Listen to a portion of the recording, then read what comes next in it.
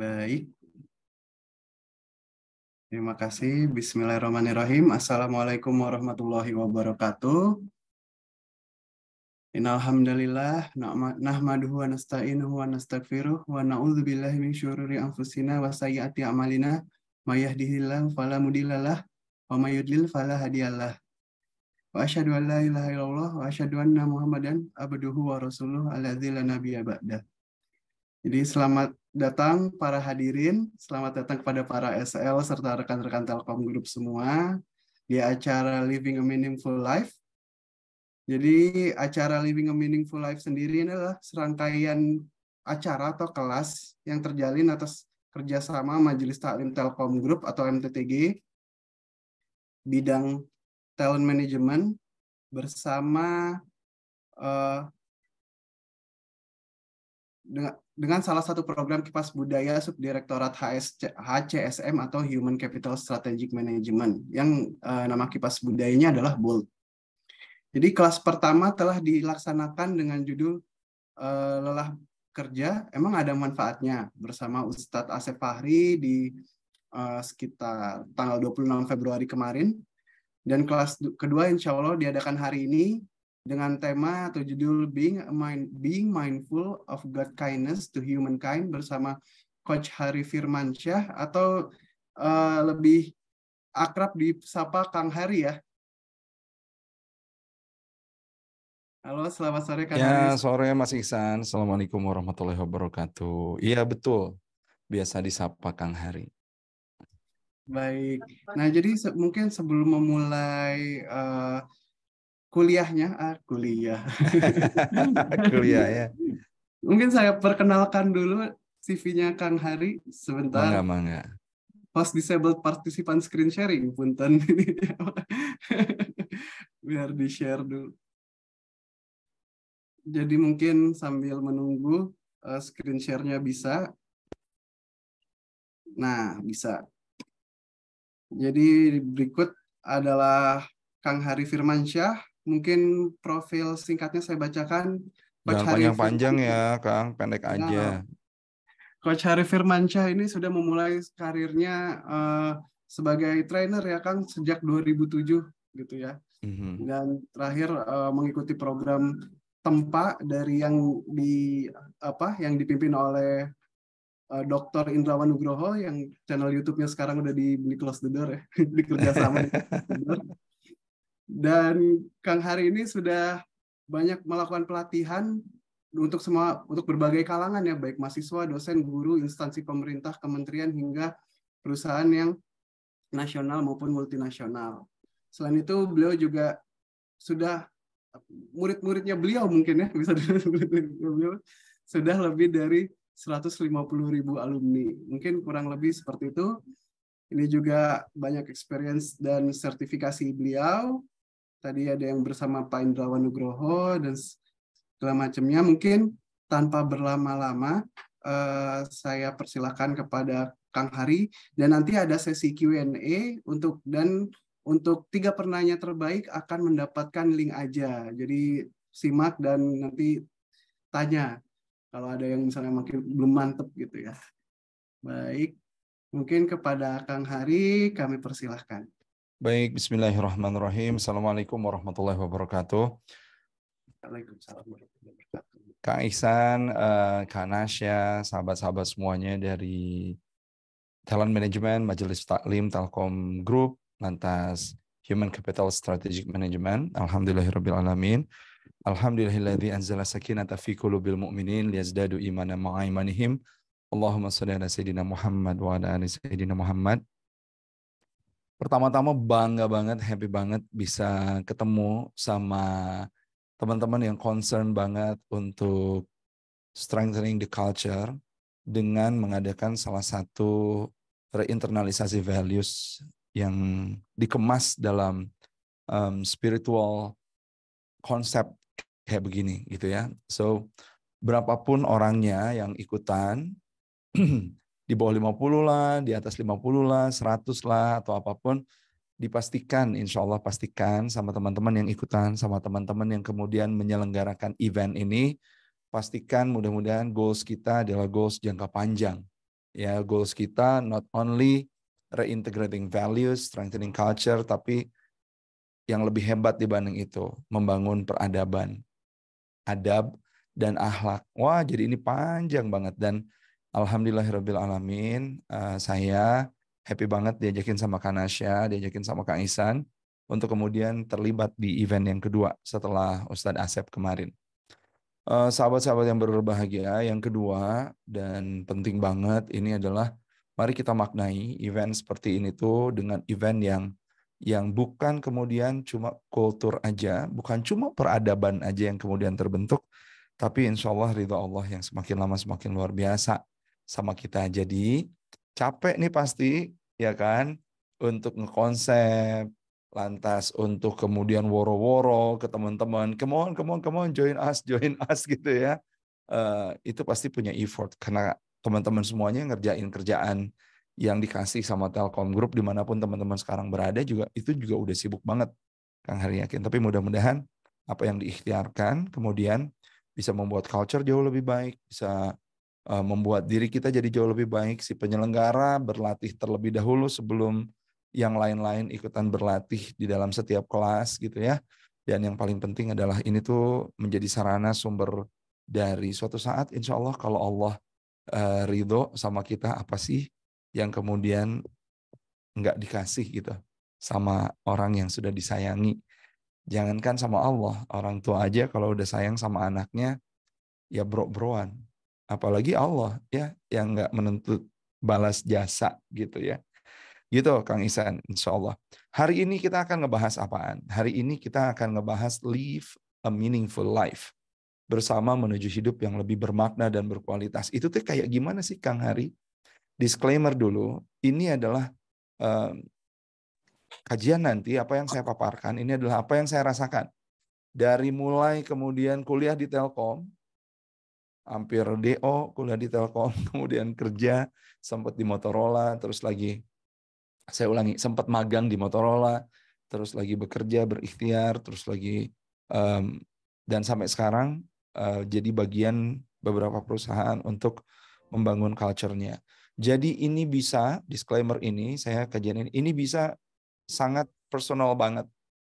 Awalnya saya yang ngalamin, tapi kemudian setelah direininternalisasi, diinternalkan ke teman-teman yang lain, ini tuh jadi ada pola. Yang saya punya, ini yang akan saya ceritakan adalah pola. Which is pola itu udah berhasil di saya, di teman-teman, dan orang-orang yang udah sukses itu udah berhasil banget menggunakan pola itu. Sukses dalam terminologi apa? Sukses means dia sudah menemukan titik antara keinginan, harapan, ekspektasi, harapan, dan kenyataannya. Jadi dia punya meaningful life untuk dia. Gitu. Jadi ini adalah yang saya alami, ini pula yang kemudian saya paparkan. Mudah-mudahan sedikit banyaknya bermanfaat buat teman-teman yang sekarang ikutan kajian ini, insya Allah. Baik, hari ini tuh saya akan ngebahas karena live a meaningful life itu gede banget, luas banget. Maka hari ini saya hanya akan ngebahas tentang satu konsep yang sederhana. What is that?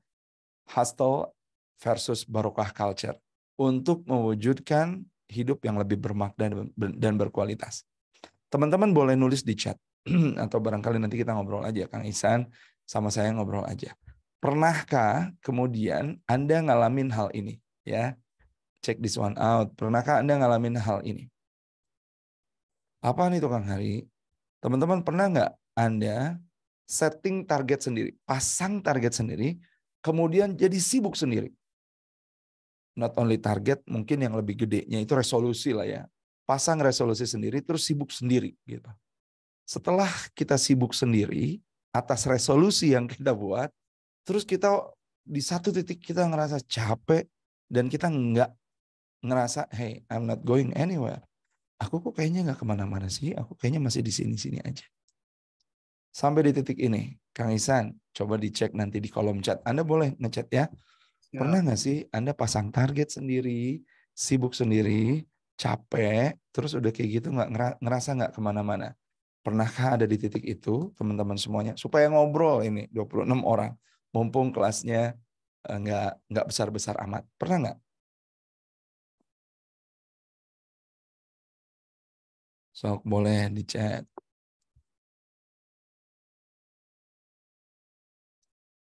Atau saya ngobrol sama Mas Ihsan deh. Atau Ya, sama Kana. mungkin karena Syah ini. Pernah nggak sih kayak gitu, guys?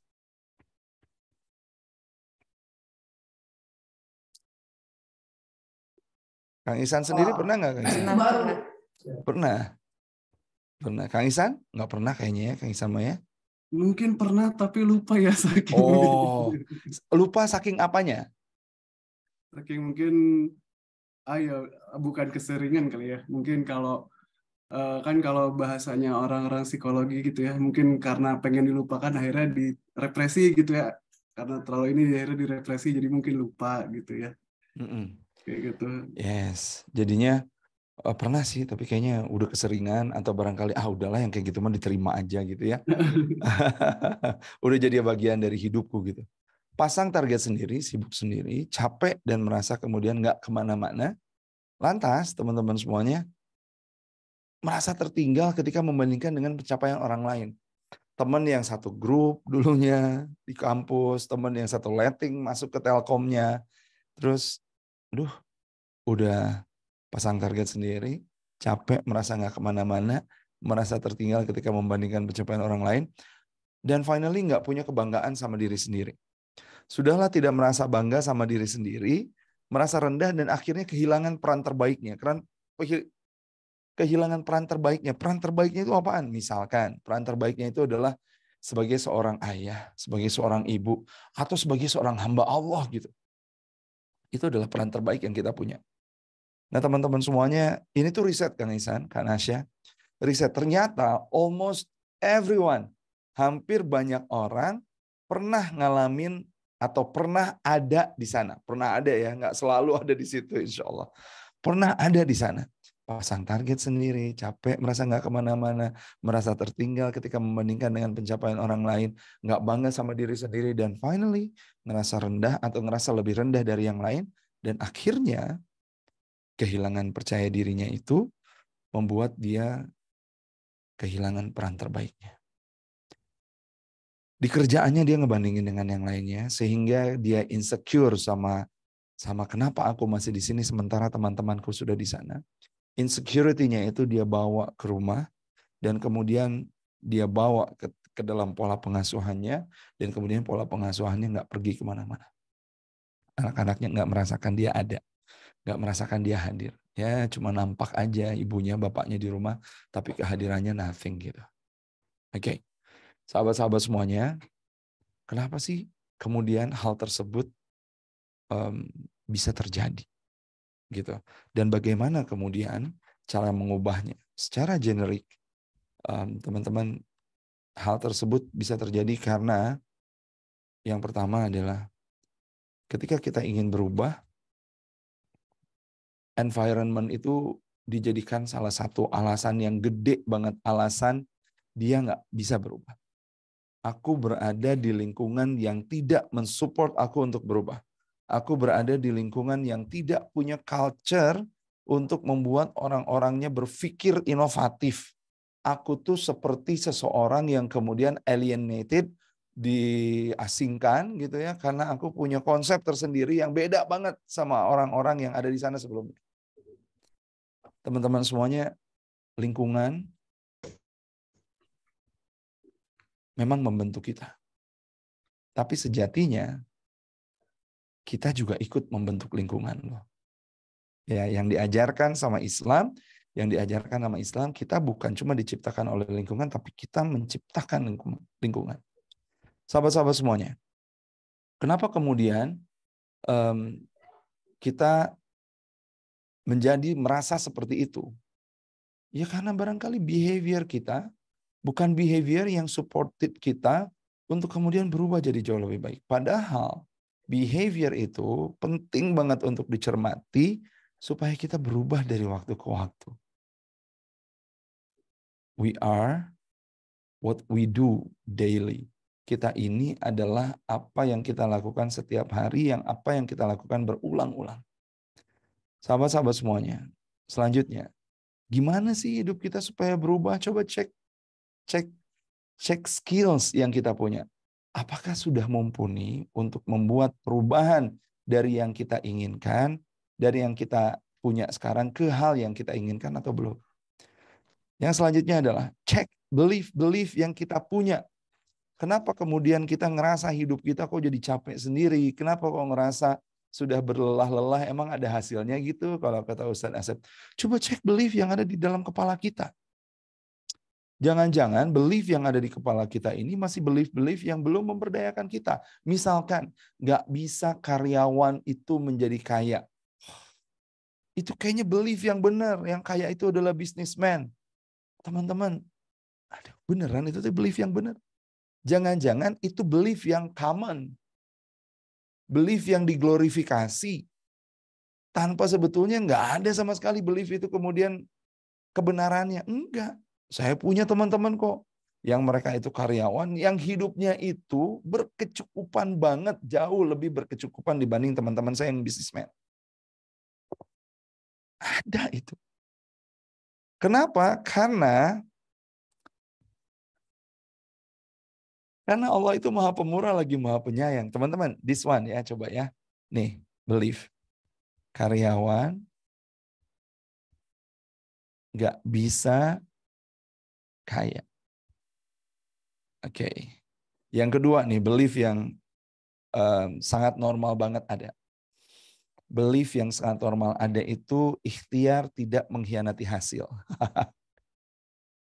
Ikhtiar tidak, ganti dulu bawahnya. Ikhtiar tidak mengkhianati hasil.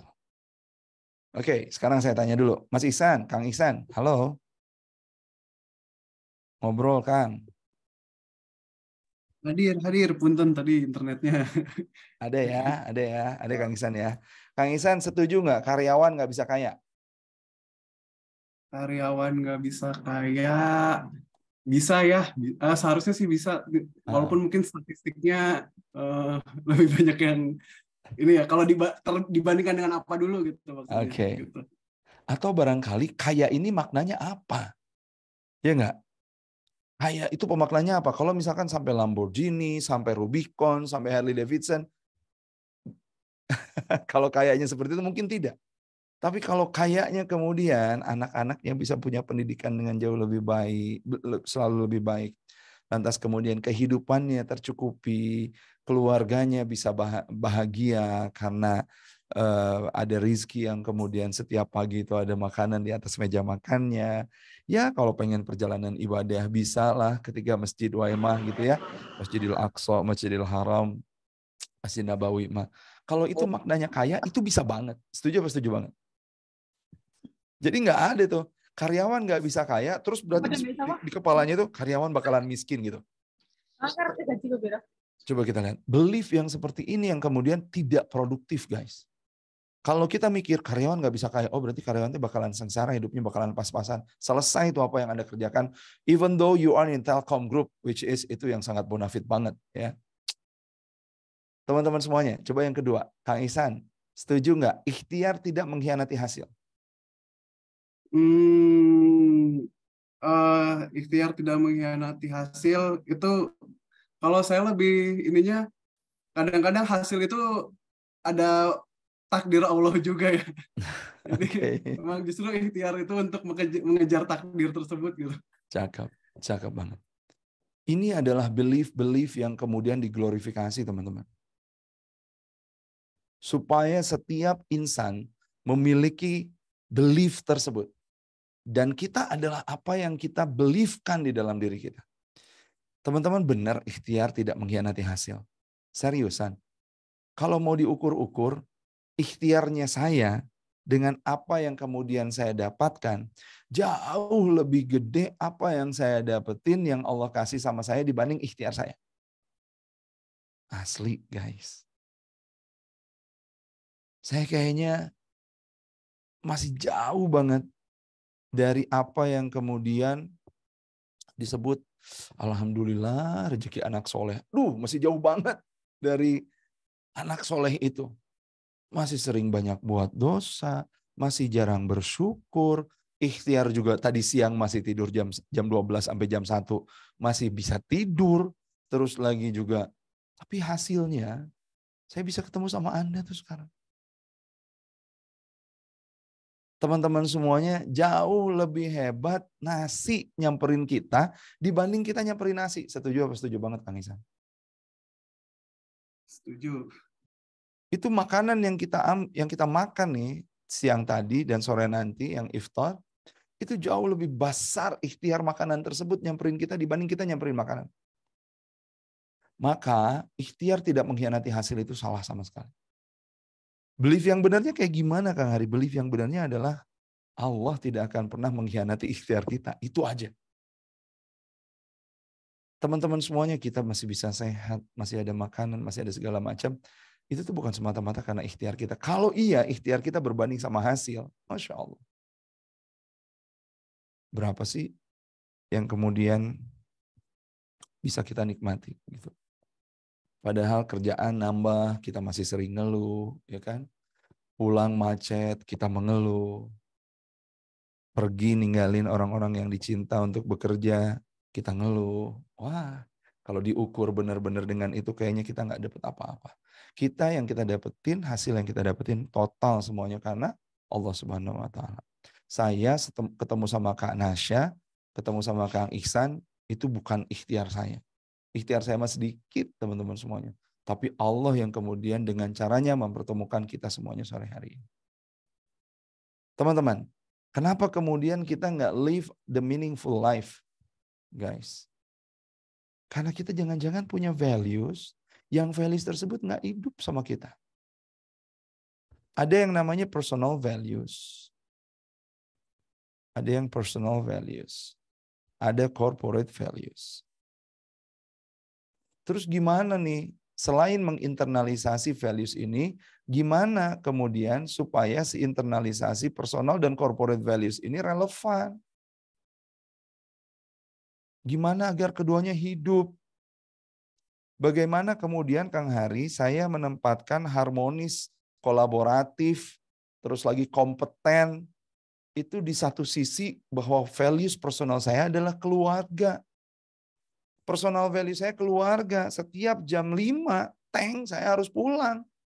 Sementara kerjaan masih ada yang perlu diselesaikan. Dan teman saya masih ada yang di kantor untuk menyelesaikan pekerjaan itu. Gimana nih cara saya menimbang, merelevansikan, nge-relate tentang personal values dan corporate values. Teman-teman semuanya kita tahu personal value kita apa, kita tahu corporate values kita apa, tapi kita nggak hidupkan personal dan corporate values itu, maka kita nggak akan punya meaningful life, guys.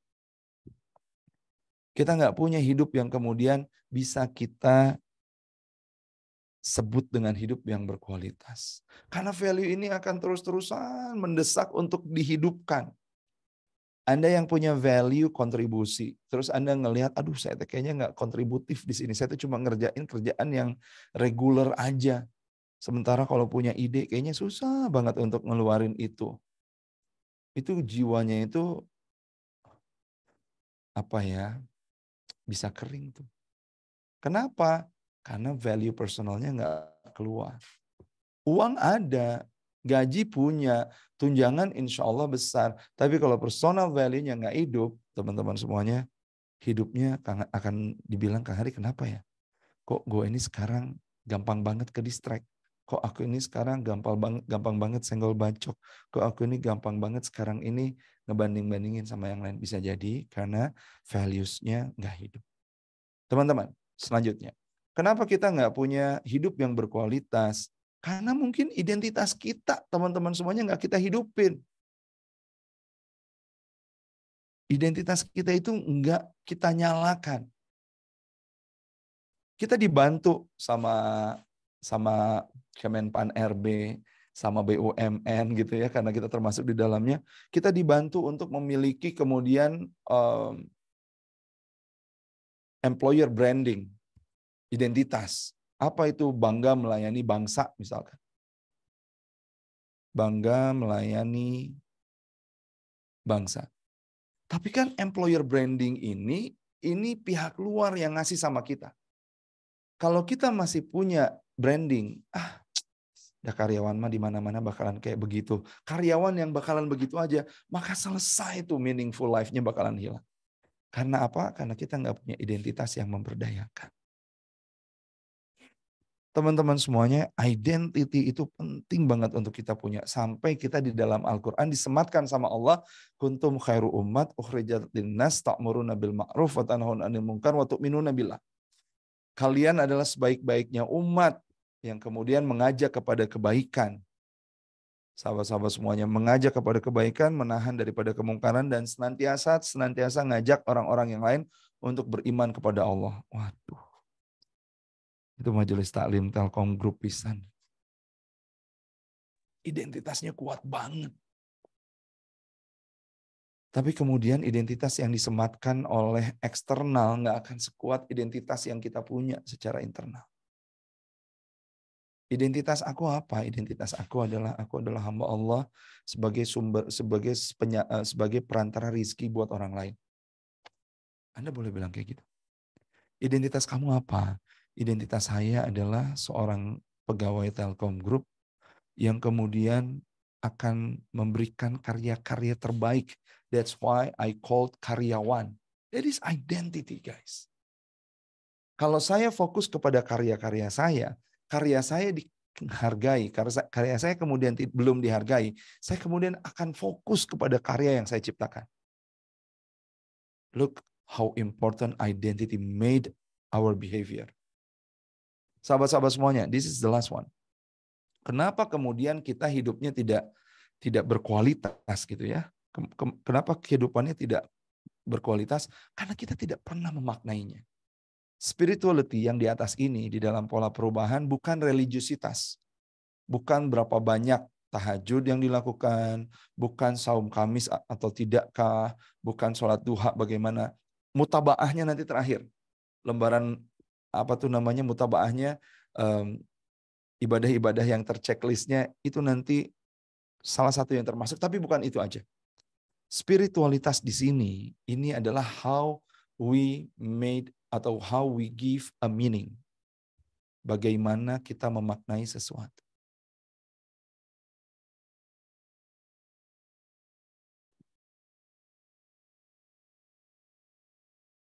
Makanya sore hari ini judul kajian kita adalah mari bersama membuat hidup yang lebih bermakna dan berkualitas. Kenapa? Because there is always great spirit before grand strategy, guys. Selalu ada great spirit before grand strategy. Spirit itu apa? Spirit itu ruh. Spirit, which one? Okay, spirit itu artinya apa? Ruh. Selalu ada makna yang membuat ruh dari setiap dinamika kejadian itu jadi jauh lebih baik. Dinamika organisasi itu jadi jauh lebih baik kalau kita maknai. Teman-teman, jam 4:21 lagi pada ngapain? Sekarang kita di Zoom ini. Ayo di chat tolong ditulis, kalau enggak di unmute. Lagi ngapain, guys?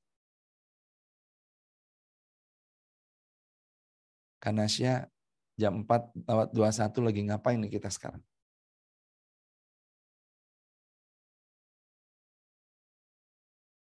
Ada di chat Kang Hari. Naon cenah Kang?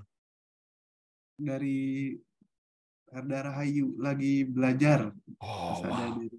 sedang mencari ilmu, ada yang nambah ilmu seperti itu. Oke, sekarang coba cek dulu chatnya. Kak Sajidan, Kak Ratu, Teh Ratu, Kak Herda, kenapa penting belajar? Kata Teh Herda, menambah ilmu. Oke, good. Kenapa menambah ilmu itu penting? Why nambah ilmu itu penting? Ya, karena itu kewajiban mungkin ya. Oke. Sebelum kewajiban, kenapa nambah ilmu itu diwajibkan? Oke, kembalinya mungkin ke hikmah pensyariatan yaitu Wah, hilang suaranya nih. Oke, kenapa ya? Seru aja nambah ilmu. Kenapa keseruan di dalam hidup itu penting buat Kak Nasya?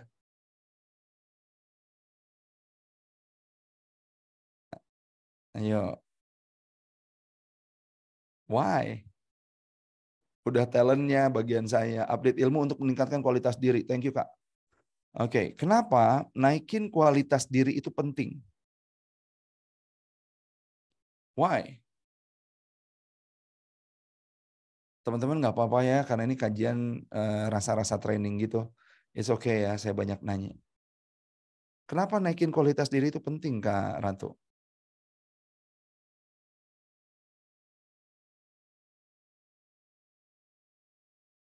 Fitrah manusia untuk bertumbuh, oke.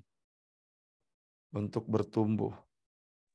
Kenapa kemudian bertumbuh itu penting untuk untuk seorang manusia? Karena itu fitrah, Kang Ari. Coba jawab dulu. Kenapa bertumbuh itu penting? Untuk menjalani hidup lebih produktif, efektif, kreatif, asik. Supaya produktif, efektif. Makasih Kak Rini. Oke, sahabat-sahabat semuanya, coba. Kenapa menjalani hidup yang produktif, efektif, kreatif itu penting?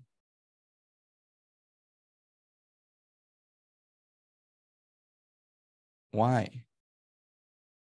Iya, tandanya itu kita masih hidup. Iya benar. Kalau nggak hidup, kalau nggak kayak gitu berarti sudah finish, ya finito. Oke, ada lagi? Ayo. Kenapa ya? Supaya hidup lebih meaningful. Nah ini kemudian gimana cara hidup meaningful itu adalah caranya dengan mengupas makna dari waktu ke waktu. Teman-teman, check this one out ya. Kenapa saya kemudian banyak nanya nih. Kita lagi ngapain sih sekarang? Lagi belajar, Kak. Oke. Kenapa belajar itu penting? Nambahin ilmu. Why nambahin ilmu itu penting? Ya karena diwajibkan untuk kita nambahin ilmu. Kenapa kira-kira itu jadi kewajiban? Supaya kita naikin kualitas diri. Oke. Kenapa naikin kualitas diri itu penting? Supaya kita bertumbuh. Kenapa bertumbuh itu penting? Supaya kita produktif, efektif, dan kemudian apa tadi ya? Efektif dan kreatif. Kenapa produktif, efektif, dan kreatif itu penting? Misalkan, taruh kata, supaya kita bisa bermanfaat buat orang lain. Kenapa manfaat itu penting? Karena manfaat itu kelak akan jadi jariah untuk kita. Kenapa memiliki jariah itu penting? Ya karena suatu saat ketika tidak ada naungan selain naungan ridho Allah, mudah-mudahan jariah yang kita lakukan itu membuat Allah itu ridho kepada kita. Teman-teman, andai saja kita memaknai sore hari ini sebagai sarana belajar kita menjadi sarana untuk mencapai ridho Allah Subhanahu wa taala, maka belajar kita ini jadi belajar yang paling serius nggak nih seumur hidup kita? Belajar kita sore hari ini. Pasti serius banget. Pasti serius banget. Tapi kemudian kenapa orang tidak mendapatkan meaning yang sedemikian dalam? Karena nggak dikupas meaningnya. Tidak harus kok kita ngomong, kenapa kita datang, spirit kita tuh nggak harus senantiasa selalu tentang ridho Allah. Enggak. Bisa jadi, teman-teman semuanya, meaningnya itu karena saya pengen naikin kualitas diri. Bisa jadi meaningnya itu adalah supaya saya produktif, efektif, dan kreatif. Bisa jadi meaning yang kita berikan terhadap apa yang ada di hadapan kita, supaya kita kemudian bisa punya jariah. Boleh. Tapi kemudian kenapa kita ini tidak produktif, tidak kreatif, tidak efektif, kurang itu, karena kita nggak punya meaning yang dalam untuk itu. Cara membuat meaning yang dalam itu kayak gimana? Dikupas satu-satu dengan pertanyaan why it is important. Why is it important to me? Kenapa ini penting buatku? Kenapa ini penting buatku? Kenapa ini penting buatku? Kenapa ini penting buatku? Sebetulnya ini adalah sebuah latihan yang sangat sederhana, tapi jarang banget kemudian dilatihkan sama kita. Padahal ketika kita tidak memiliki spirit untuk melaksanakan kerja kita, yang ada kerja kita jadi kerja yang cuman ritual aja. Enggak kerja yang full of spirit. Kerja yang spiritual itu kayak gimana yang full of spirit? Yang kita maknai. Hidup yang full of spirit itu yang kayak gimana? Yang kita maknai. Mau pergi kemudian anak rewel. Kalau kita nggak punya pemaknaan yang bagus, pasti tuh anak kena semprot. Anak nggak kena semprot, kita nggak enak pergi kerjanya. Ngerasa ada apa gitu yang tersumbat. Why? Karena kita nggak memaknainya dengan pemaknaan yang bagus. Kerjaan ditambah sebelum kerjaan yang kita lakukan beres. Kalau nggak dimaknai dengan pemaknaan yang bagus, kita cuma berhenti. Si bos, ayah why? Si bos cuma mau enaknya sendiri. Bos ini nggak tahu banget, kerjaan lagi banyak. Gimana nanti kalau misalkan kerjaan saya nggak beres atau kualitasnya nggak bagus, saya lagi yang dimarahin. Kalau meaning kita cuma sampai kayak gitu, selesai. Kerjaan kita akan cuma jadi kerjaan yang ritual dari jam 8 sampai jam 5. Coba bayangkan pekerjaan kita kasih makna dengan pemaknaan yang dalam, yang orang lain itu nggak bisa lihat kecuali kita yang bisa melihatnya. Meaning. Kang Hari sekarang lagi ngapain? Lagi kajian di Zoom. Selesai. Orang nanya kayak gitu, jawab dengan jawaban yang bisa kita berikan. Tapi kita melakukannya jangan dengan hanya sesuatu yang bisa orang lain lihat. Kita melakukan apapun dengan hanya yang bisa kita lihat. Kang Hari kenapa? Sekarang lagi ngapain? Lagi nge-Zoom. Kenapa? Lagi sharing. Kenapa sharing buat Kang Hari penting? Karena sharing itu adalah apa yang udah Allah titipin kepada saya. Saya ini suka banget sharing. Kenapa melakukan hal yang kamu suka itu penting? Karena ngerjainnya bakalan jadi jauh lebih enjoy. Dan kalau lebih enjoy, insya Allah yang diajak ngobrolnya pun bakalan kerasa enjoynya. Kenapa membentuk kenikmatan di dalam majelis taklim itu penting? Ya supaya nanti bertukar value-nya kita, itu jadi enak bareng-bareng. Kenapa menukar value itu penting buat Kang Hari? Ya supaya mudah-mudahan ada low hanging fruit, ada sesuatu yang sangat sederhana yang bisa diambil, yang bisa diaplikasikan. Kenapa kemudian memberikan sesuatu yang sederhana bisa diaplikasikan itu penting buat Kang Hari? Mudah-mudahan ketika nanti saya tidak ada di surga, kemudian orang yang kita ajak ngobrol di majelis taklim ini ada di surga duluan, terus mereka tuh bisa minta sama Allah lewat malaikatnya, tolong dong panggilin si Kang Hari, dulu udah pernah sharing bareng. That's it. Maka nggak ada tuh ngisi kajian atau ngisi training, pesertanya 9, pesertanya 50, pesertanya 500, kemudian akan berdampak pada kualitas training Kang Hari. Nggak. Kenapa? Karena ada visi yang nggak kelihatan sama orang lain. Itu namanya spirit, guys. Dan itu namanya pemaknaan. Kerjaan kita nggak akan jadi kerjaan yang ritual. Kerjaan kita nggak akan jadi kerjaan yang udah saking di luar kepalanya, kita cuma ngerjain itu-itu aja. Nggak ada maknanya. Nggak. Teman-teman sholat, jangankan kerja. Sholat aja kalau udah jadi ritual, ya nggak ngasih apa-apa. Sholat cuma jadi ritual, dari takbir sampai salam doang. Nggak ada pemaknaan di dalamnya. Sholat. Tetapi teman-teman semuanya, korupsi jalan. Cuci uang jalan. Mencuci uangnya dengan yang sangat dahsyat banget. Sampai Rubicon dibeli, bukan atas nama dia, tapi atas nama OB. Wah itu kan udah luar biasa tuh. Kenapa? Karena dia tidak memaknai sholatnya sehingga sholatnya cuma jadi ritual. Enggak sholat yang spiritual, full of spirit.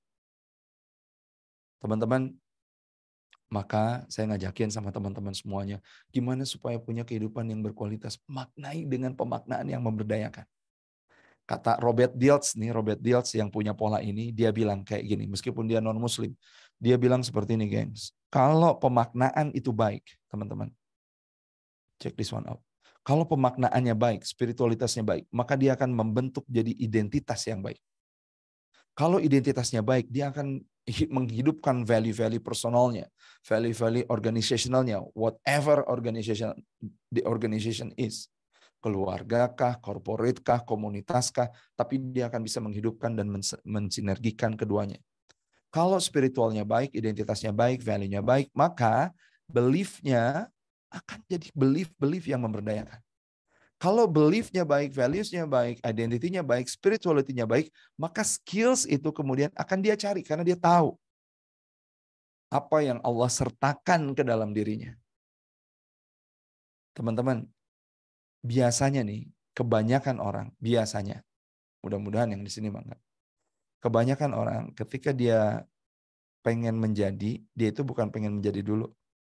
Targetnya itu having dulu. Having, lantas doing, lantas being. Aku pengen punya A, pengen punya B, pengen punya C, sehingga aku akan melakukan A, B, C, D untuk mendapatkan apa yang aku inginkan. Capek guys, capek insya Allah. Tetapi yang enak itu yang mana? Yang enak itu adalah yang being, doing, having. Itu yang enak. Saya tahu saya ini orangnya generalis banget, nggak detail. Maka saya untuk bekerja sama dengan orang-orang, saya perlu mencari orang-orang yang detail. Apa yang jadi bagian saya, apa yang jadi bagian orang tersebut, itu enak banget kerjasamanya. When we get having something, ya karena kita tahu Allah menciptakan kita ini dalam bentuk apa yang Allah titipkan kepada kita, apa yang Allah sertakan di dalam penciptaan wujud kita. Kita ngerti being kita. Kita ngerti doing kita itu, ya doing yang emang untuk membuat being kita itu menjadi gitu. Kita nggak ngotot di sesuatu hal yang kita kemudian, ini nggak gua banget. Ya gimana, Anda bisa having, tapi kalau nggak gua banget kan nggak menikmati jadinya. Nggak meaningful, nggak berkualitas. Sahabat-sahabat semuanya, Kang Hari kenapa dulu kuliah di STMB, Sekolah Tinggi Manajemen Bandung, which is itu Telkom punya. Jadi saya jadi ingat nih Kak Nasya, biasanya waktu saya kuliah dulu, long time ago, waktu Kak Nasya masih TK atau SD kali ya, biasanya kajian ini tuh dibuatnya itu di Flat Telkom tuh, kalau nggak Senin, hari Rabu gitu, sore-sore kayak begini. Masya Allah. Kang Hari, kenapa Kang Hari ada di STMB? Saya bilang, karena saya pengen jadi pegawai Telkom. Saya nggak mau jadi pengusaha yang kayak ayah saya, yang kemudian di usia saya kuliah, yang harusnya begini begitu, ayah saya itu bangkrut. Saya nggak mau. Sahabat-sahabat semuanya, saya pengen jadi pegawai Telkom.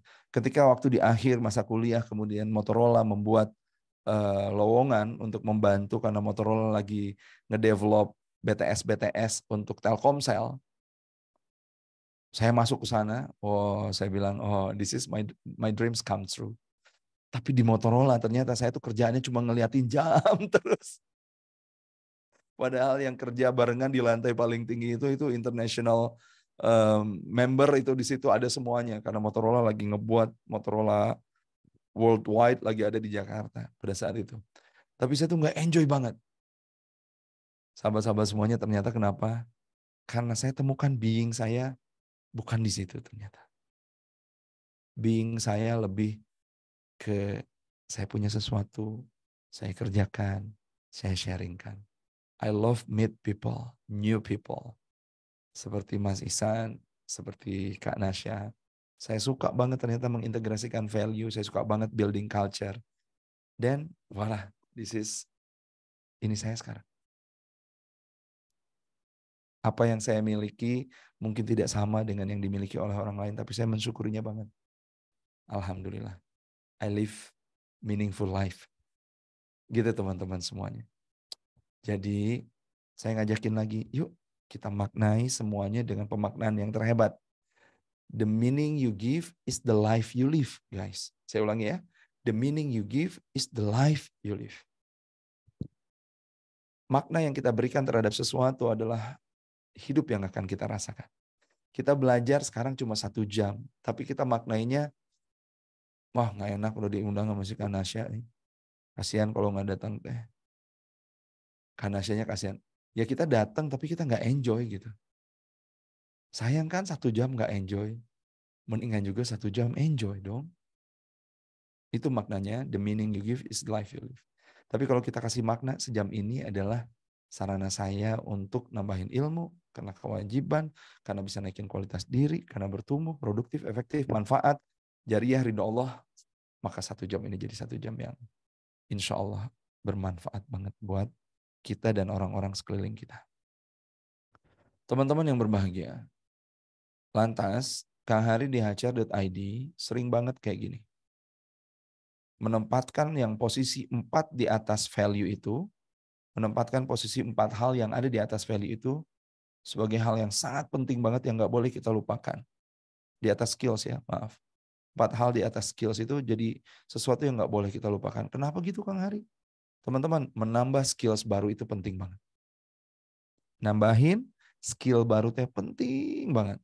Teman-teman belajar sesuatu yang teman-teman merasa masih kurang di dalamnya, itu penting banget. Skills is about capability. The more capability you have, the more manfaat yang kita bisa spread. Tapi jangan lupa teman-teman semuanya. Hidup itu nggak tentang kapabilitas doang. Hidup juga tentang kapasitas. Bagaimana hidup kita berkualitas? Ya kapasitasnya digedein. Kapasitasnya dibesarkan. Kapasitasnya ditumbuh kembangkan supaya kita bisa mendapatkan, menampung rahman dan rahimnya Allah kepada kita. Teman-teman, kalau ini gelas ya, kelihatan nggak nih? Nah, kalau ini gelas ini tuh daya tampungnya cuma 150 ml. HCSM di Telkom itu tuh adalah botol galon yang 6 liter. HCSM akan melihat apa kebutuhan insan-insan Telkom Group. Maka dikasihlah kebutuhan itu, terus dikasih.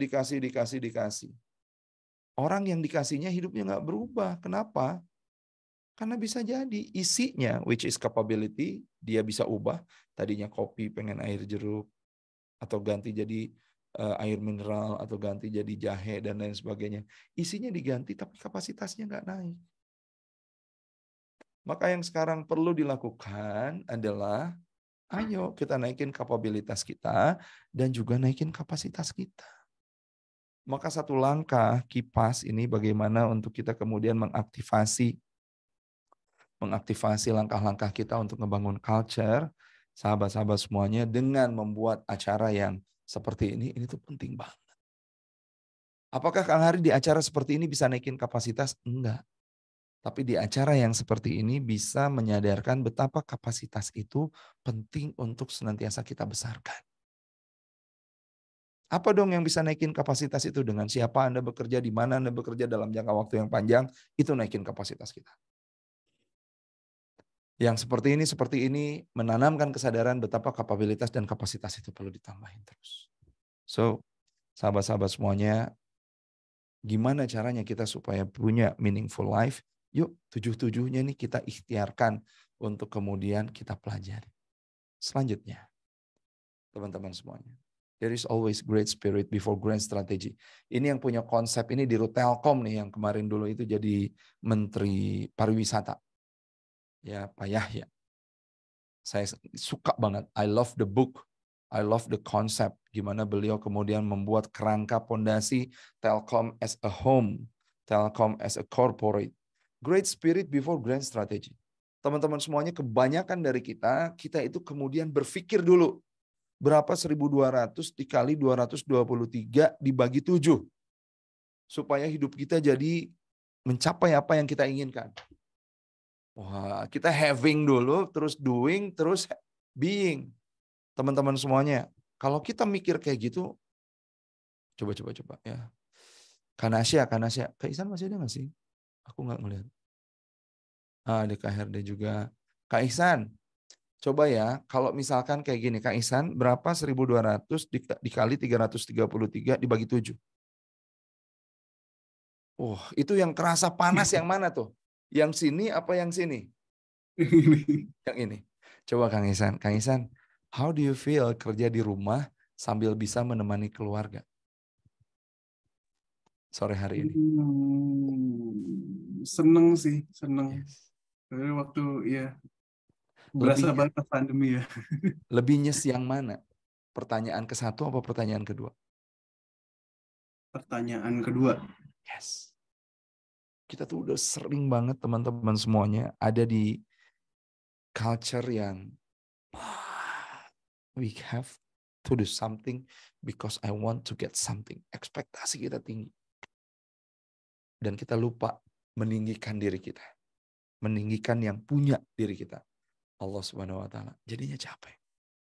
Strategi dulu. Sekian dikali sekian dibagi sekian jadinya gimana? Kita lupa spiritnya.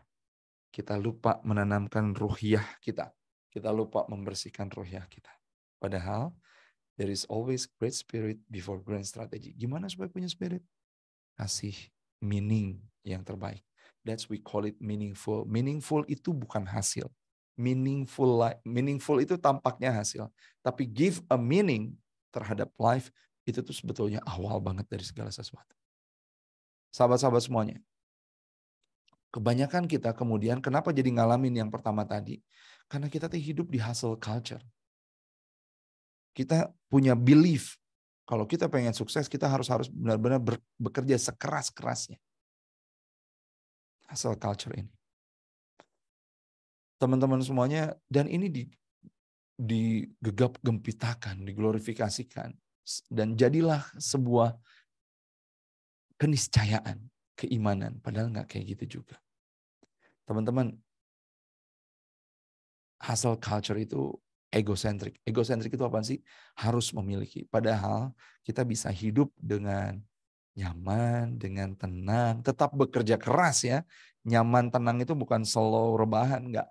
Tetap bekerja keras, tapi dinikmati kerja kerasnya. Dengan apa? Dengan God-centric. Kumaha Allah, gimana Allah. Bukan ikhtiar tidak pernah mengkhianati hasil, tapi apapun yang kita lakukan kepada Allah, Allah nggak akan pernah mengkhianati kita.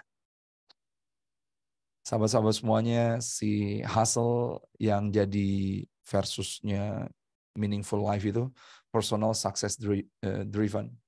Ya, kita pengen disebut sebagai insan yang sukses. Yang satunya, yang barokah culture, itu purpose dan impact. Tujuannya dan dampaknya. Yang kemudian membuat kita nggak meaningful life adalah worldly focus. Kita cuma punya fokus di dunia aja. Kita bekerja not only di dunia, padahal sebagai sarana kita nabung untuk nanti kehidupan yang sangat panjang banget. Sahabat-sahabat semuanya fokus on result.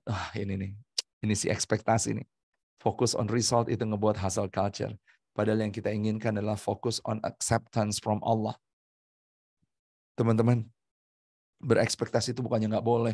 Boleh pisan, punya harapan, punya ekspektasi. Tapi kalau dilihat lagi nih dari Kamus Besar Bahasa Indonesia, ekspektasi itu harus diikuti dengan kerja, dengan tindakan. Dan setiap kita punya ekspektasi yang perlu kita jadi aware adalah ekspektasi kita berpotensi menghilangkan syukur kita terhadap nikmat yang Allah berikan kepada kita. Contoh misalkan sekarang, teman-teman pulang jam 5 nih dari kantornya teman-teman, ngadepin macet. Pengennya kan pengen cepat pulang ke rumah, pengen cepat nyampe ke rumah. That is the expectation. Sahabat-sahabat semuanya, tetapi kemudian ketika kita hanya berfokus di ekspektasi aja, maka kita lupa bahwa hari ini kita udah sehat. Hari ini kita ketemu teman kerja. Hari ini kita tadi rapat lancar. Hari ini ide-ide kita bisa tereksekusi sebagian. Hari ini makanan masih bisa kita bawa pulang ke rumah dan lain sebagainya. Hari ini jantung masih berdetak, darah masih bla bla bla bla bla bla. Hidup kita nggak jadi meaningful karena kita terjebak di hustle culture. Sahabat-sahabat semuanya, hustle culture, scarcity mindset. Kalau gue nggak berhasil, gue nggak akan punya. Kalau dia yang menang, aku kalah. Abundance itu saya menang, kamu menang, kita menang. Rezeki Allah nggak akan kemana. Rezeki nggak akan ketukar karena udah ketakar dan lain sebagainya. Never satisfied dengan konten, teman-teman semuanya. Distracted dengan fokus. Seeking credit, mencari penghargaan dari orang dengan being grateful. Makasih ya Allah, aku udah bisa melakukan A, melakukan B, melakukan C. Hasbunallah wa ni'mal wakil, ni'mal maula wa ni'mal nasir. Atasan nggak ngelihat, it's okay. Engkau yang maha atas, yang maha melihat ya Allah. Sahabat-sahabat semuanya, inilah indikator dari meaningful life dan quality life. Sementara yang merah adalah indikator yang nauzubillah tidak diharapkan tapi sangat bisa memerangkap kita di dalamnya. Sahabat-sahabat semuanya, Maka meaningful life itu apa artinya? Meaningful life itu bukan cuma kita nikmat, kita kemudian jadi petapa gitu di dalam kesunyian. No. Meaningful life itu kalau saya sinergikan nih dengan barokah. Bertambahnya kebaikan dari apa yang sudah kita punya, teman-teman semuanya. Banyak berlimpah. Berlimpah apanya? Berlimpah kesyukurannya. Sehingga nikmat hidup itu bisa kita rasakan di dalam diri kita dan orang-orang yang kita cintai. Sahabat-sahabat semuanya, dan nggak cuma terputus di sini, tapi berkesinambungan.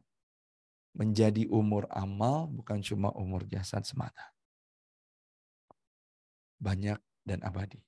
Itu meaningful life. Sahabat-sahabat semuanya, setelah kita punya spirit, maka mari kita berstrategi. Karena jangankan berstrategi, sebelum berstrategi pun, teman-teman semuanya, Allah ini udah melapangkan dada kita. Bukankah kami telah melapangkan untukmu dadamu? Dan ini bukan cuma berlaku untuk Rasulullah aja yang pada saat itu disampaikan ayat ini oleh malaikat. No. Tapi ini adalah untuk kita juga. Allah ini udah melapangkan dada kita. Allah ini udah menghilangkan beban-beban dari pundak kita. Lah kalau kita mau disuruh nanggung sendiri tanpa bantuan Allah, nauzubillahi min dzalik. Waduh. Teman-teman barangkali Anda di antara, contohnya kayak gini. Di antara Anda udah ada yang punya anak ya. Percaya nggak sih penjagaan kita dengan penjagaan Allah kepada anak kita itu jauh lebih besar penjagaan Allah dan malaikat-malaikatnya kepada anak kita. Anak kita mau jatuh, di sebelah situ tuh ada sudut yang membahayakan banget. Jatuhnya itu pluk aja. Hanya beberapa inch dari sudut yang tajam itu. Padahal dia jauh dari kita, kita pun nggak bisa menggapai anak kita. Penjagaan Allah terhadap anak kita tuh jauh lebih besar dibanding penjagaan kita. Anak kita makin dewasa, sahabat-sahabat semuanya, kita nggak bisa melototin dia. Tapi Allah dan malaikatnya ngejagain kita. Maka Allah telah menghilangkan beban itu daripada kita. Yang memberatkan punggung kita. Sahabat-sahabat semuanya, dan kita dipilih jadi manusia yang terbaik, meninggikan. Maka teman-teman semuanya, tenanglah. Karena kita yakin, kita punya belief. Sesungguhnya, bukan sesudah, bahkan bersama kesulitan itu ada kemudahan. Sahabat-sahabat semuanya berstrategilah. Untuk meaningful life itu afirmasi penting. Kita kemudian sholat, khusyuk. Kang Hari meditasi boleh. Meditasi yang kemudian meditasi itu untuk menenangkan batin dengan berzikir, membawa kalimat Allah. Yakin yang menenangkan hati bukan meditasi, tapi Allah boleh. Menurut saya. Di dalam meditasi seperti itu biasanya terjadi afirmasi. Berimajinasi dan membayangkan dan memberikannya emosi. Itu afirmasi. Tapi jangan cuma afirmasi doang, guys. Konfirmasi juga penting. Konfirmasi itu kayak gimana? Ya sejauh apa kita udah punya effort untuk kemudian mencapai, untuk kemudian mendapatkan apa-apa yang kita inginkan untuk menjadi. Ya bukan cuma mendapatkan saja, tapi menjadi. Konfirmasi ke dalam diri kita. Udah belum nih ikhtiarnya? Jangan ngebayangin terus tanpa konfirmasi. Karena kita jago ngebayangin, tapi kita nggak jago aksi. Nggak meaningful juga tuh. Ya, tenanglah, berstrategilah.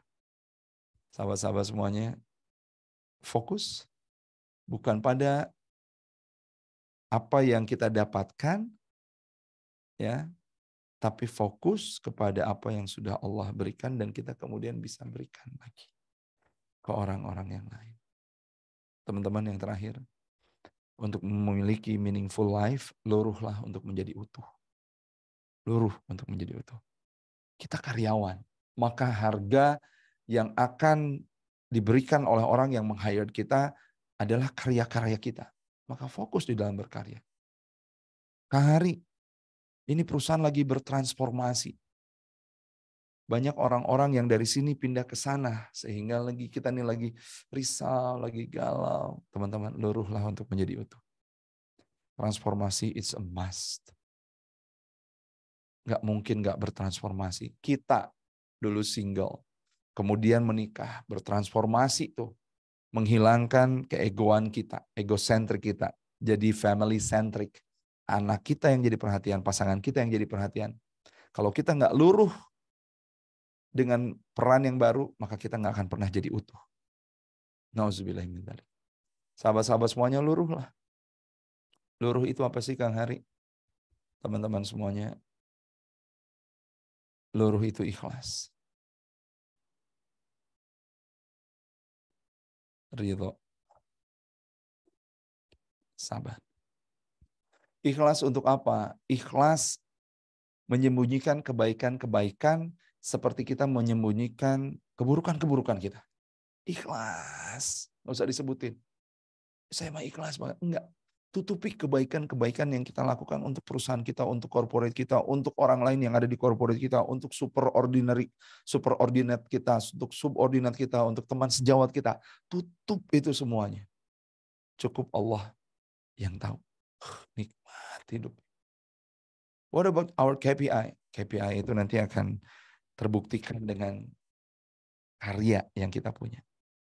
Sahabat-sahabat semuanya, ridho. Ridho itu apa? Ridho terhadap kadarnya Allah yang udah terjadi. Biasanya ridho dan ikhlas itu terbalik. Ya, saya mah ridho aja deh Kang Hari. Apa-apa yang udah saya lakukan nggak apa-apa. Guys, itu mah ikhlas artinya. Kalau ridho itu apa? Ridho terhadap apa yang sudah Allah tetapkan kepada kita. Hari ini kita ada pengajian dulu nih. Kita nggak bisa pulang cepat. Ridho. Kenapa? Karena itu kadar yang sudah Allah tetapkan kepada kita dan kita udah ikutan itu. Ridho dengan ketetapan yang sudah Allah tetapkan kepada kita. Kita adalah karyawan dari Telkom Group. Ridho akan itu. Menerima, accept apa yang sudah menjadi kadar Allah kepada kita. Saya mah ikhlas aja deh jadi suami dia meskipun dia tuh gitu banget sama saya. Itu bukan ikhlas, itu namanya ridho terhadap kondisi. Ya. Sabar apa? Sabar itu menahan. Dan tamhuha dan membalasnya dengan kebaikan. Saya bisa marah, tapi kemudian tidak marah. Saya berusaha untuk membalasnya dengan kebaikan. Itu namanya sabar. Saya bisa nangis, saya terima semua apa yang diberikan kepada saya. Tapi setelah itu saya berikhtiar lebih hebat lagi untuk memberikan kebermanfaatan. Itu namanya sabar. Luruh menjadi utuh, itu butuh ikhlas, ridho, dan sabar. Jazakumullah khairan katsiran, mudah-mudahan bermanfaat teman-teman semuanya. Sedikit banyaknya pun nanti kalau kita mau memperdalam lagi satu-satu, insya Allah happy banget ketemu sama teman-teman semuanya. Jazakumullah khairan katsiran. Assalamualaikum warahmatullahi wabarakatuh. Waalaikumsalam warahmatullahi wabarakatuh. Jazakallah khairan Kang Heri atas pemaparannya yang luar biasa ya. Membuat tertegun, mantap. Baik, mungkin supaya mengefisiensikan waktu kita masuk ke sesi Q&A. Mari, kebetulan sudah ada di chat dari, ini saya manggilnya Ibu atau Mbak ya? Rosviana, seperti apa meditasi, mungkin pertanyaan pertama, seperti apa meditasi dalam Islam? Saya lihat di YouTube ada beberapa meditasi untuk menyembuhkan penyakit. Bolehkah kita selaku umat Islam bermeditasi seperti itu? Oke, baik. Terima kasih Kak Ros. Saya bukan orang yang faqih terhadap hal tersebut, tapi izinkan saya menjawab dari perspektif saya. Ketika kita kemudian berobat dimanapun, dan kemudian kita sangat meyakini bahwa obat itulah yang gini, lebih sederhana. Saya batuk nih, gak beres-beres. Batuk itu udah dikasih obat apa aja, nggak beres juga. Minum Maxtril, yang bukan resep dokter, yang sangat jelek, yang sangat generik banget, Kak Ros. Dan kemudian batuknya hilang. Terus saya bilang, ya gara-gara Maxtril ya. Alhamdulillah batuknya sembuh. Itu konsep yang salah tuh. Saya. Sama kemudian meditasi. Meditasi boleh kok. Meditasi boleh. Rasulullah itu bermeditasi di Gua Hira. Tapi setelah Rasulullah dikasih wahyu, Rasulullah jadinya sholat. Setelah Isra Mi'raj itu, sholatnya jadi diwajibkan. Sebaik-baiknya meditating untuk orang Islam adalah berzikir dan sholat. Ya, sabar dan sholat itu adalah sebaik-baiknya meditasi kita. Meditasi boleh-boleh aja. Tapi kemudian ketika kita berpikir bahwa dengan meditasi itu kita jadi sehat, dengan meditasi ala apapun, ala Islam, ala apa, kita jadi sehat, itu jadi salah kaprah. Gitu Teh. Mudah-mudahan menjawab ya. Kalau sekarang ada konsep, ada ikhtiar nih. Boleh aja dilakoni aja, semua ikhtiar dilakoni. Tetapi bukan karena meditasi hati kita tenang. Ala bidzikrillah tatmainul qulub. Meditasi itu kemudian cuma jadi caranya aja. Intinya nggak lepas. Apaan? Intinya adalah zikir. Gitu. Oke. Kak Sajida, Kak Rosviana nuhun sudah bertanya. Mudah-mudahan bisa berjumpa kembali. Adakah Kak, Kang, adakah ayat-ayat yang istilahnya lebih menenangkan hati ketika sedang buyarnya atas segala problematik kehidupan, istilahnya buat healing treatment. Karena kita kebanyakan larinya ke yang sebenarnya penenangnya malah melanggar syariat. Bahkan yang syariat pun kemudian karena sedemikian syariatnya, jadi nggak menyembuhkan. Kak Sajidan, contoh kayak gini. Ada orang yang ditanya, lu lagi ngapain? Gue lagi mencari ridho Allah. Oh, ada lagi ngapain hari ini nih jam 5 kurang ini? Lagi mencari ridho Allah. Dikit-dikit ridho Allah, dikit-dikit ridho Allah. Tapi kerjanya nggak serius. Itu tuh nggak spiritual banget tuh yang kayak begitu. Meskipun jawabannya tampaknya religiusitas banget, religius banget tuh jawab.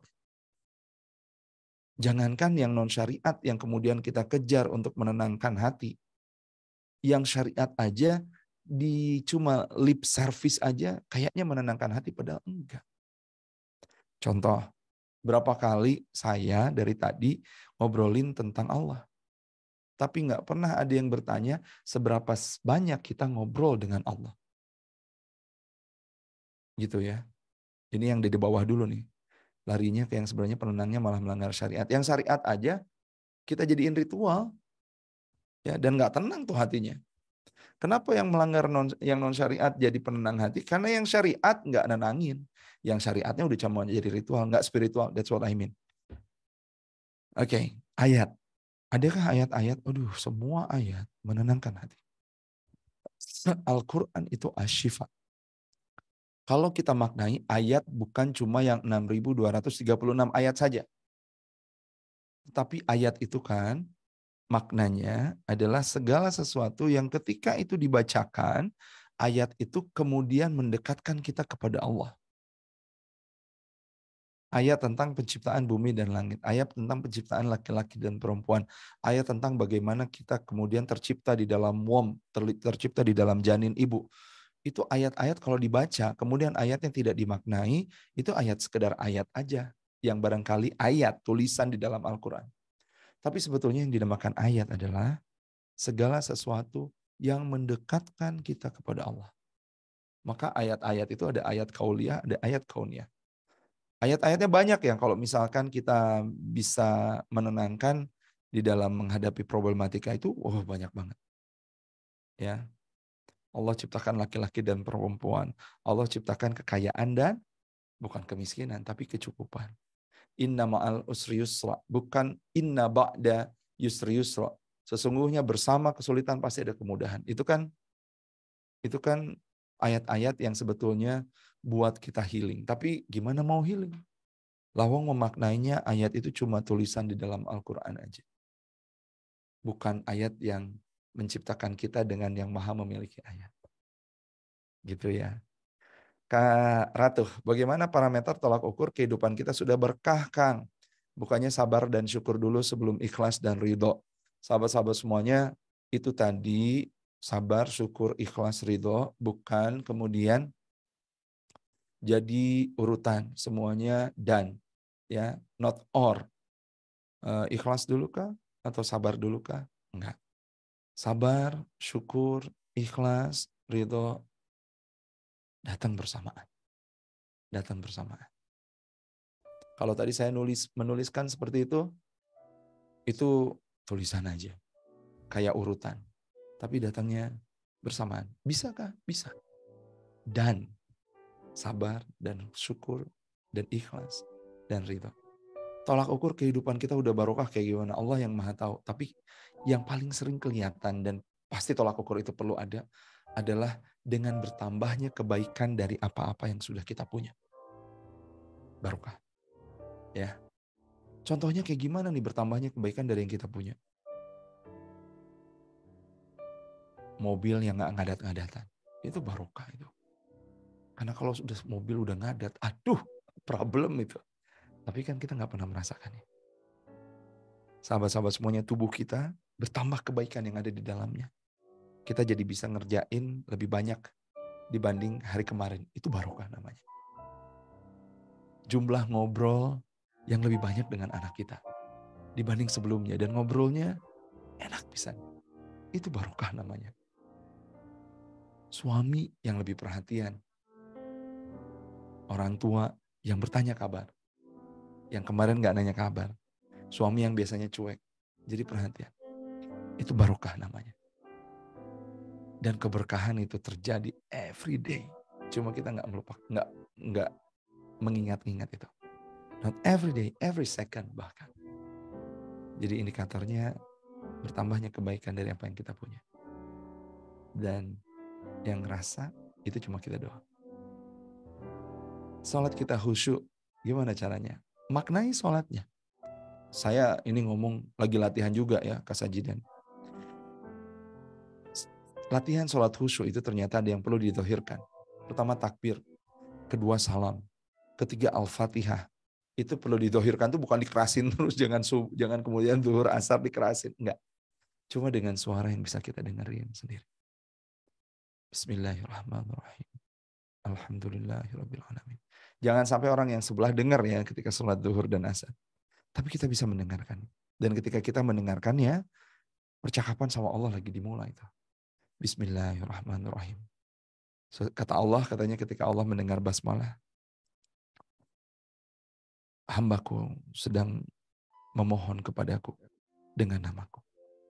Alhamdulillahirrabbilalamin. Hambaku sedang memujiku dengan yang apa yang dipujikannya itu tidak akan mungkin aku bisa menolak semua permintaannya. Ar-Rahmanir-Rahim. Nanti Anda bisa baca.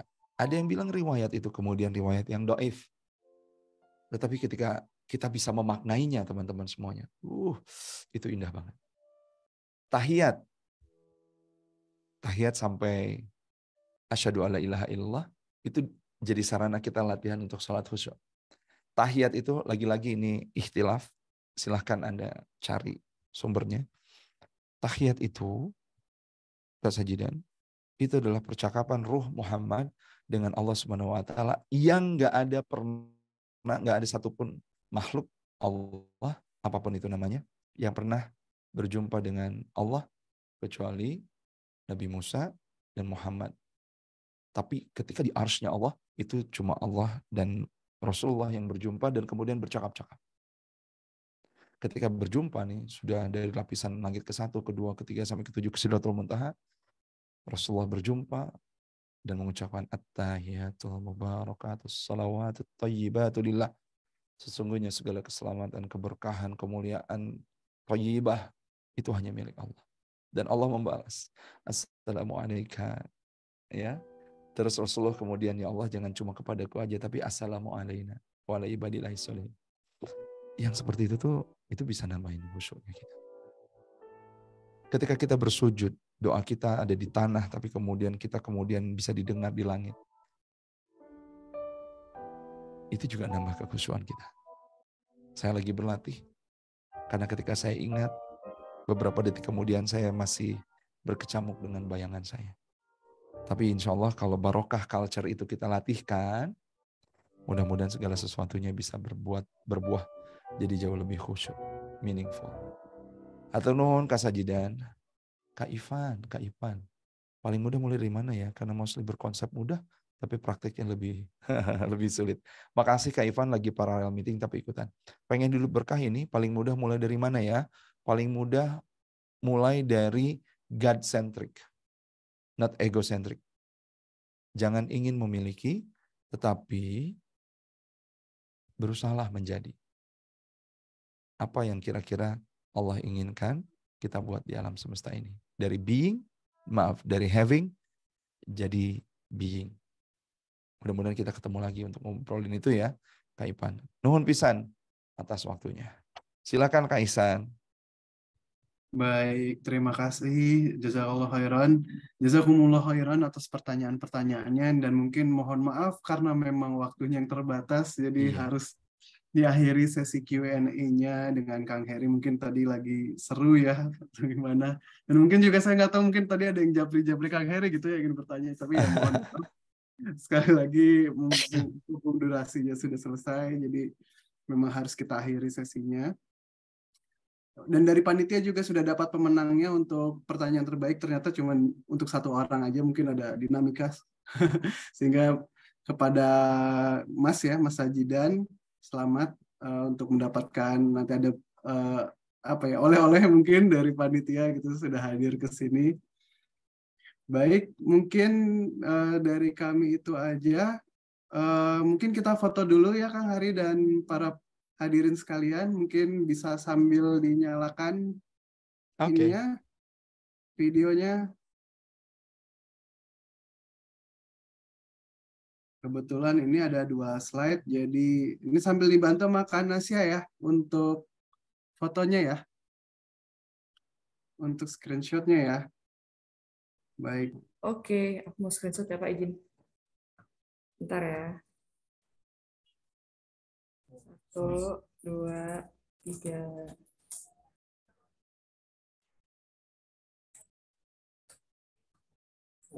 Lagi ya, bentar. Maklum agak lama ini, manual sekali ya. Sambil Kak Nasya memotret, mau nanya dong, ini kajian kita yang kayak gini, ada manfaatnya nggak ya teman-teman? Is there any something yang bisa dibawa pulang gitu langsung gitu dari apa yang kita sampaikan?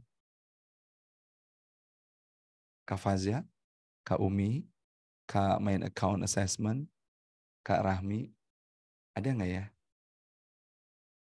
Sekalian assessment ini. Mangga Kang Ihsan sambil ditutup ini teh pertanyaannya selewat. Enggak, Mas Faza tadi tanyain udah lama nggak lihat Mas Faza. Halo, Assalamualaikum. Waalaikumsalam warahmatullahi wabarakatuh. Sorry ini aku tadi emang tertarik gitu ya dengan tema sore hari ini. Jadi pas diinfoin sama teman-teman HCSM, kebetulan lagi nggak ada meeting, jadi tadi sambil ngerjain kerjaan sambil dengerin Kang Heri.